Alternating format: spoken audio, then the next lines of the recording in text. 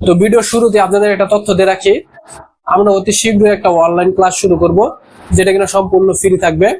তো আপনাদের মধ্যে যাদের আগ্রহ আছে তারা নাম্বার সহ কমেন্ট বক্সে কমেন্ট করবেন। তো আপনাদের আগ্রহের উপর ডিপেন্ড করবে আমাদের অনলাইন ক্লাসটা কি চালু হবে নাকি বন্ধ থাকবে। আসসালামু আলাইকুম। বাইপাস কাকে বলে, কত প্রকার কি কি, এর ব্যাখ্যা আজকে আপনাদের এই ভিডিওর মাধ্যমে দেওয়ার চেষ্টা করব। কারণ আজকে আমাদের সাথে এমন একটা সেট রয়েছে যেটা কিনা লাইটিং এর সমস্যা।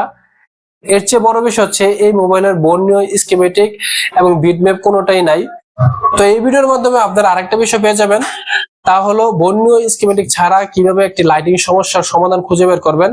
তো আজকে আমাদের সাথে ওয়ালটনের একটি সেট রয়েছে যেটা কিনা বর্ণীয় স্কিমেটিক কিছুই নাই। তো এখানে আপনারা দেখতে পাচ্ছেন 6 লেগের একটা লাইটিং এসি ইউজ করা হয়েছে।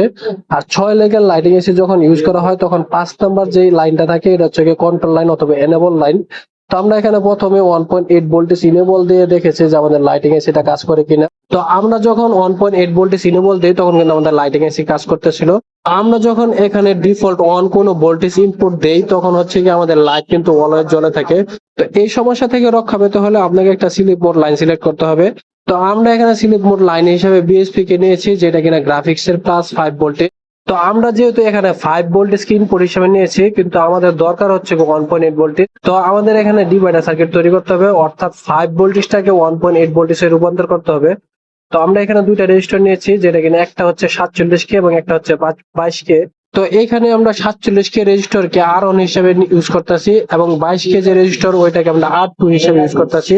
অর্থাৎ 22K রেজিস্টরটা হচ্ছে গ্রাউন্ডের সাথে সংযোগ করতেছি এবং 47K রেজিস্টর যেটা ওইটা আমরা সিরিজে ইউজ করতেছি। অর্থাৎ 47K রেজিস্টরে আমরা 5 ভোল্টেজ ইনপুট দেব।